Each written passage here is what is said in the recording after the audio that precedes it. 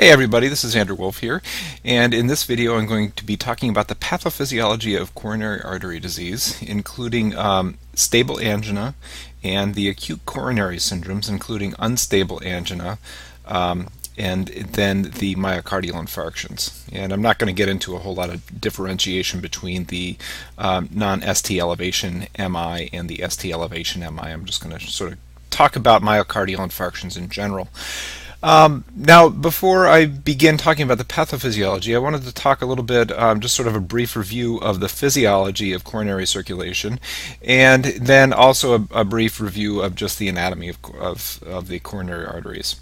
So, here I have a picture of, sort of a rough outline of the heart with a picture of the coronary arterial circulation.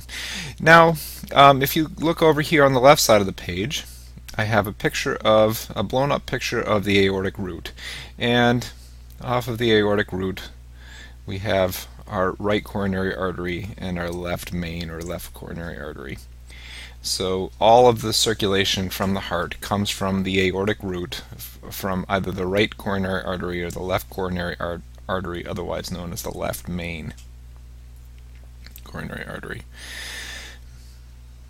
Okay, now what's interesting, and I know this is a review for most of you, but what's very interesting about the heart, every other part of the body is perfused during systole.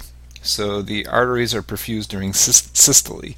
However, because the cardiac tissues are compressed so strongly during systole, the arteries would actually be completely compressed and blood flow would not be possible through the arteries because the pressure, the intramural pressure, is so high during systole because of the contraction of the muscle. So the heart has adapted to have circulation during diastole, when the heart muscle is relaxed. Well, how's it done that?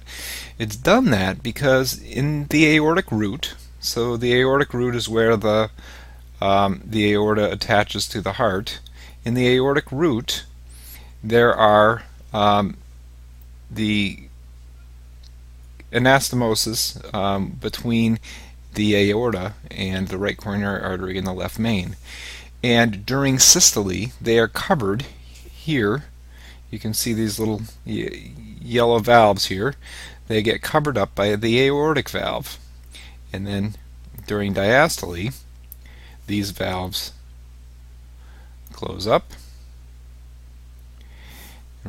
because, remember why? Because of the back pressure of the blood with diastolic pressure, right? So that pushes the valve closed, and when the valve in its closed position, the coronary arteries are uncovered and the blood is able to flow by the back pressure of diastolic pressure into the coronary arteries. So the coronary arteries are therefore in that way perfused during diastole. Now I'm going to talk about the effect of atheromas and atherosclerosis on the coronary arteries, because that is sort of the center part of coronary artery disease. So if you have not yet viewed my video on the pathophysiology of atherosclerosis, I'm putting a link up in the right hand corner of the screen. You can click on that link and watch that now before going on. So coronary artery disease is a disease of atheromatous plaque formation in the coronary arteries. So it's very common to get one in the left anterior descending artery, or one of the diagonal branches, or the right coronary artery, and if you're very unfortunate, you can have actually one in the left main, and that gives you very significant symptoms, or you can have one in the circumflex. Now, if you typically, people with coronary artery disease have disease in multiple vessels. That's why, it's very rare for people when they, one of the ways of correcting a coronary artery disease is to actually bypass the artery, and and it's very unusual to see a coronary artery bypass graft ×1. Typically, you'll see a CABG ×3, or up to 5. And just to give you a brief, since I'm discussing CABGs, I'll just give you a brief review of what a CABG is. So the CABG is usually they will take a branch of the internal mammary artery, and they will actually connect it to a distal part of a coronary artery to bypass a significant atheroma in the left anterior descending or the left main. And then they can only use that once, so they can't use that for more than one vessel. So if they have to do a bypass for multiple vessels, then they have to harvest a little piece of vein or two from one of the lower extremities. So they're going to take the popliteal vein, and then they're going to take the vein and connect it to the aorta and bypass using a little piece of vein. Okay, so this here would be a picture of a coronary artery bypass ×3, or a CABG ×3. And what they're doing is bypassing the areas of partial occlusion or occlusion in the vessels by using alternate vessels and connecting it to below that area of occlusion. Okay, so there's two classifications of coronary artery disease. There is stable angina, and then there are the acute coronary syndromes. Acute coronary syndromes. Now, stable angina is stable angina. Acute coronary syndromes will be further classified to an acute MI, a non-ST elevation MI, and unstable angina. Okay, so stable angina is defined by stable symptoms, and very predictable. If you increase cardiac workload with increased activity, then you will have a predictable response with chest pain.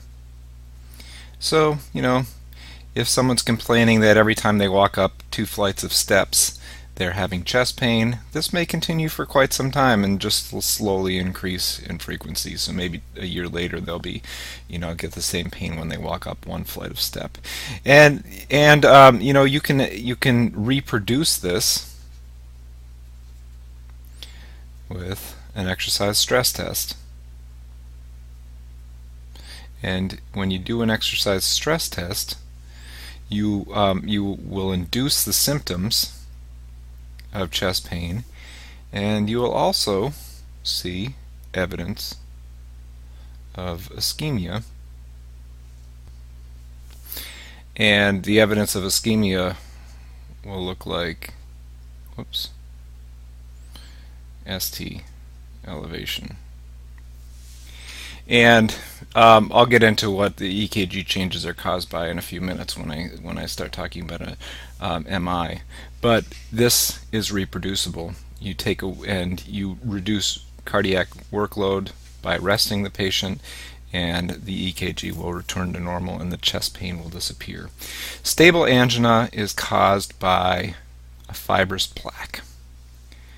So remember when we talked about atherosclerosis, we talked about how the fibrous plaques were stable.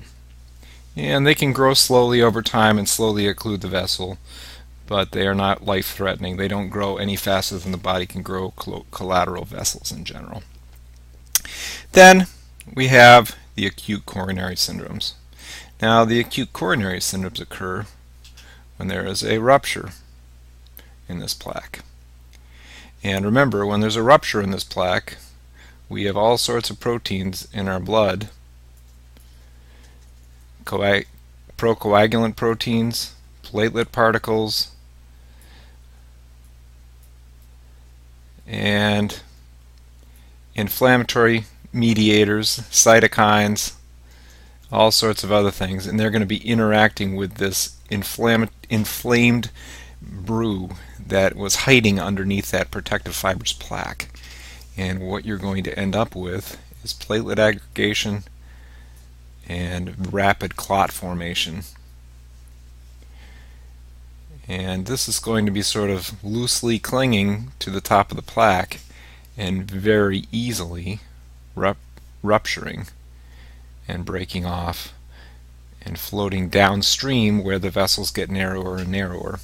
And then, if that happens, you are going to end up with one of these.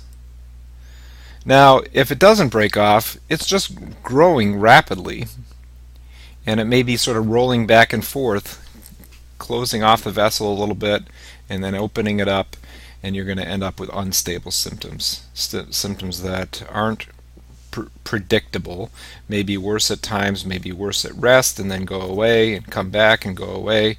That is from unstable. That is because that that thrombus is sort of flapping around in the vessel and causing partial occlusions intermittently. Okay, but all of these are considered acute coronary syndromes because they are all potential, they are all life-threatening due to the unstable nature of the plaque. So the key word is unstable. So whether it's unstable angina or an MI, it needs to be addressed acutely. Okay, so let's say we've got a patient here that had a big plaque in the left anterior descending artery, and that plaque ruptures and develops an embolus, and that embolus travels downstream and occludes the vessel as it narrows here. Now, so what's going to happen? Well, all of this tissue down here is going to become ischemic. So this is all the area of that part of the left anterior that is perfused by this area of the left anterior descending. So now, remember, we talked about the cardiac myocytes, and one of the interesting things about the cardiac myocytes is that they are just packed with mitochondria because they use so much oxygen and glycogen. And remember, the blood that returns through the veins, through the cardiac veins, has a very low oxygen saturation, the lowest of the body. So the venous oxygen saturation from the coronary veins is like 25%. So these muscles are extracting every drop of oxygen out of the blood that possibly can be. So it's very hypermetabolic tissue. So, and it does not do well when the source of oxygen and glycogen is blocked. So when there's a blockage in the bloodstream, within 30 to 60 seconds, the cardiac myocytes in this ischemic area have used up their available glycogen stores and oxygen, and they have to switch to anaerobic metabolism. Now, cardiac myocytes are capable of anaerobic metabolism. Unfortunately, anaerobic metabolism can only extract about 1/10 of the energy from the substrates that aerobic metabolism can. And I'm not going to get into the biochemistry of that in this lecture, but just take my word for it. So these cells are no longer able to perform their function. So the first function that's lost is they lose the ability to contract. So they're not able to contract. The other thing that happens is, remember that action potentials depend on the constant movement of electrolytes in and out of cells. And this movement of electrolytes and the maintenance of different concentrations inside the cell and outside the cell, particularly for sodium, and calcium. These are dependent on ATP. So without ATP, we end up with significant electrolyte disturbances. And when we have electrolyte disturbances, the myocytes lose their ability to conduct action potentials. And this is made worse because also the anaerobic metabolism also causes a rise, creates a lot of the byproduct lactic acid. So we locally have very high lactic acidosis and a very low pH, and the very low pH makes these electrolyte disturbances worse and also directly impacts the loss of conduction. So we have a loss of contractility and loss of conduction. So, and this is all happening with the ischemic cells. Now, this is all reversible if we can restore flow within about 20 minutes. After 20 minutes, these cells begin to die. So if we do not get past this blockage, within 20 minutes we end up with infarction. So this here is ischemia, and obviously contraction and conduction of action potentials will not be possible after cell death. So we're going to end up with necrosis after 20 minutes.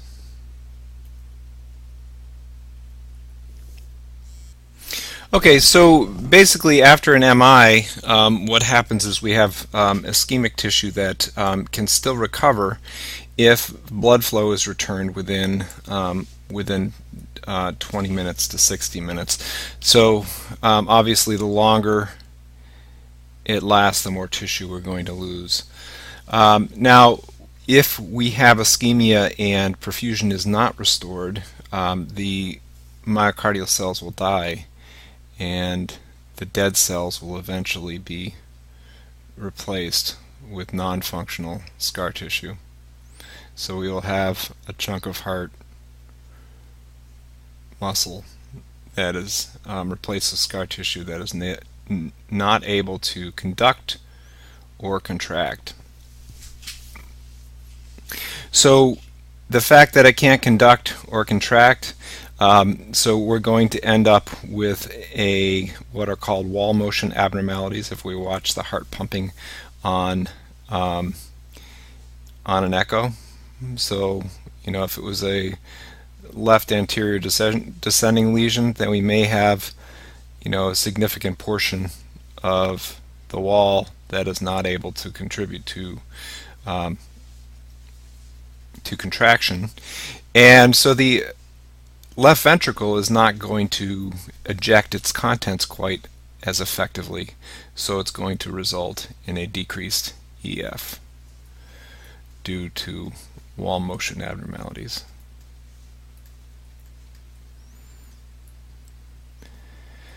And this can lead to heart failure, and we're going to talk about that in the next slide. And then the other change that can happen is we've got our conductile tissue here. Let me make that yellow, be consistent. And you know, we've got our pathways across the atria, and then we have the AV node, and we've got the bundle of His and the Purkinje fibers, the right bundle branch, and then the left bundle branch.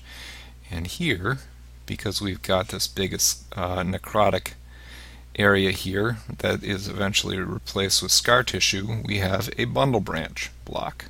So we end up with a left bundle branch block. The same thing would happen if the lesion was on the right side. We'd end up with a right bundle branch block. And you'll be able to see this on the EKG, and it's going to make the QRS complexes look wide, because the depolarization of the ventricle will not be as efficient, so the wave of depolarization is going to take more time to travel across and depolarize the muscle of the ventricle. Okay, so that ends my quick lesson on the pathophysiology of coronary artery disease and acute coronary syndromes. If you would like to view my other videos on pathophysiology, please click this link below for quick and easy access, and I'll see you on my other videos. Thank you.